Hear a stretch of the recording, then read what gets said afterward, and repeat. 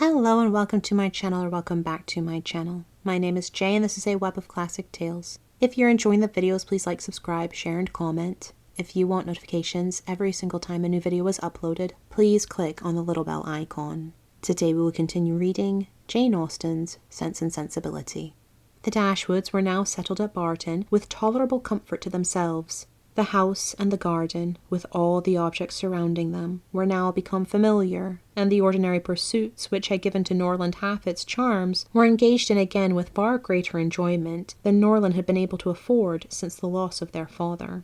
Sir John Middleton, who called on them every day for the first fortnight, and who was not in the habit of seeing much occupation at home, could not conceal his amazement on finding them always employed. Their visitors, except those from Barton Park, were not many, for in spite of Sir John's urgent entreaties that they would mix more in the neighbourhood, and repeated assurances of his carriage being always at their service, the independence of Mrs. Dashwood's spirit overcame the wish of society for her children, and she was resolute in declining to visit any family beyond the distance of a walk. There were but few who could be so classed, and it was not all of them who were attainable. About 1.5 miles from the cottage, along the narrow winding valley of Allenham, which issued from that of Barton, as formerly described, the girls had, in one of their earliest walks, discovered an ancient respectable-looking mansion which, by reminding them a little of Norland, interested their imagination and made them wish to be better acquainted with it. But they learnt on inquiry that its possessor, an elderly lady of very good character, was unfortunately too infirm to mix with the world, and never stirred from home. The whole country about them abounded in beautiful walks.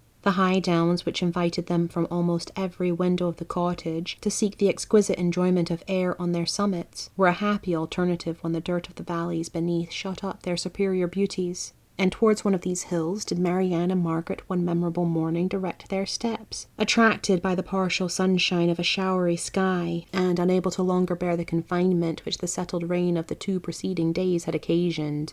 The weather was not tempting enough to draw the 2 others from their pencils and their book, in spite of Marianne's declaration that the day would be lastingly fair, and that every threatening cloud would be drawn off from their hills, and the 2 girls set off together. They gaily ascended the downs, rejoicing in their own penetration at every glimpse of blue sky, and when they caught in their faces the animating gales of a high southwesterly wind, they pitied the fears which had prevented their mother and Eleanor from sharing such delightful sensations. "Is there a felicity in the world," said Marianne, "superior to this? Margaret, we will walk here at least 2 hours." Margaret agreed, and they pursued their way against the wind, resisting it with laughing delight for about 20 minutes longer, when suddenly the clouds united over their heads, and a driving rain set full in their face. Chagrined and surprised, they were obliged, though unwillingly, to turn back, for no shelter was nearer than their own house. One consolation, however, remained for them, to which the exigence of the moment gave more than usual propriety. It was that of running with all possible speed down the steep side of the hill which led immediately to their garden gate.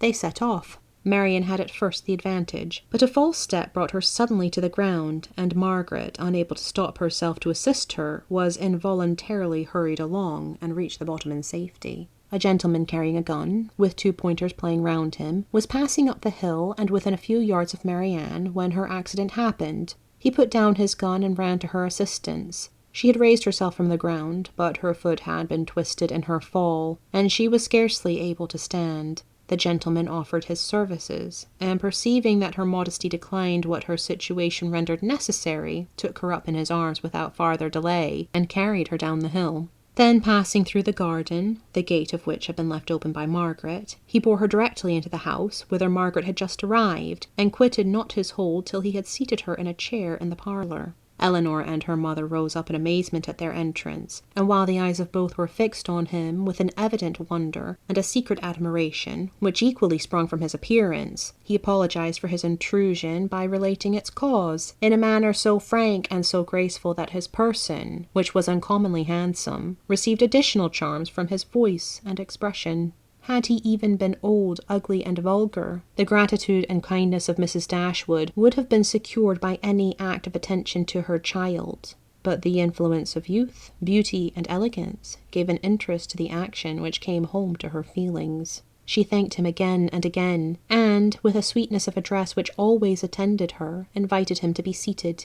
but this he declined as he was dirty and wet. Mrs. Dashwood then begged to know to whom she was obliged. His name, he replied, was Willoughby, and his present home was at Allenham, from whence he hoped she would allow him the honour of calling tomorrow to inquire after Miss Dashwood. The honour was readily granted, and he then departed to make himself still more interesting in the midst of a heavy rain. His manly beauty and more than common gracefulness were instantly the theme of general admiration, and the laugh which his gallantry raised against Marianne received particular spirit from his exterior attractions. Marianne herself had seen less of him than the rest, for the confusion which crimsoned over her face on his lifting her up had robbed her the power of regarding him after their entering the house, but she had seen enough of him to join in all the admiration of the others, and with an energy which always adorned her praise. His person and air were equal to what her fancy had ever drawn for the hero of a favourite story, and in his carrying her into the house with so little previous formality, there was a rapidity of thought which particularly recommended the action to her.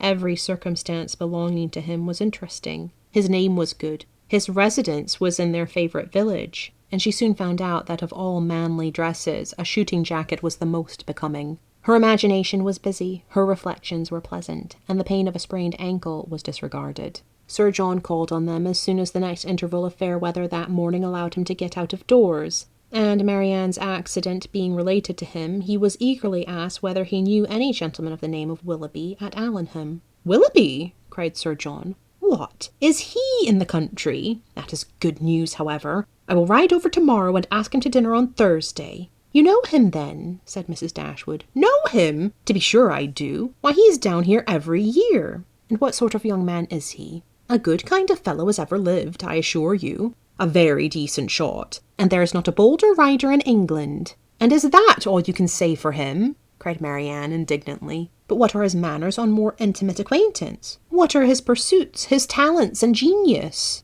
Sir John was rather puzzled. "Upon my soul," said he, "I do not know much about him as to all that, but he is a pleasant, good-humoured fellow, and has got the nicest little black pointer I ever saw. Was she out with him today?" But Marianne could no more satisfy him as to the colour of Mr. Willoughby's pointer than he could describe to her the shades of his mind. "But who is he?" said Eleanor. "Where does he come from? Has he a house at Allenham?" On this point Sir John could give more certain intelligence, and he told them that Mr. Willoughby had no property of his own in the country, that he resided there only while he was visiting the old lady at Allenham Court, to whom he was related, and whose possessions he was to inherit, adding, Yes, he is very well worth catching, I can tell you, Miss Dashwood. He has a pretty little estate of his own in Somersetshire besides, and if I were you, I would not give him up to my younger sisters in spite of all this tumbling down hills. Miss Marianne must not expect to have all the men to herself. Brandon will be jealous if she does not take care." "I do not believe,"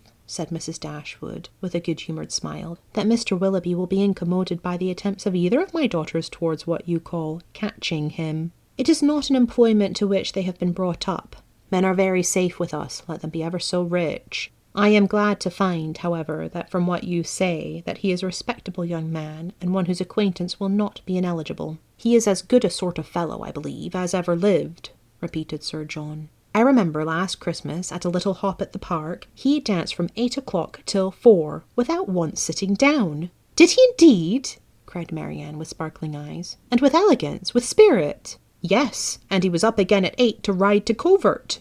"That is what a young man ought to be. Whatever be his pursuits, his eagerness in them should know no moderation, and leave him no sense of fatigue." Aye, I see how it will be," said Sir John. "I see how it will be. You'll be setting your cap at him now, and never think of poor Brandon." "That is an expression, Sir John," said Marianne warmly, "which I particularly dislike. I abhor every commonplace phrase by which wit is unattended, and setting one's cap at a man, or making a conquest, are the most odious of all. Their tendency is gross and illiberal, and if their construction could ever be deemed clever, time has long ago destroyed all its ingenuity." Sir John did not much understand this reproof, but he laughed as heartily as if he did, and then replied, "Aye, you will make conquests enough, I dare say, one way or other. Poor Brandon. He is quite smitten already, and he is very well worth setting your cap at, I can tell you, in spite of all this tumbling about and spraining of ankles."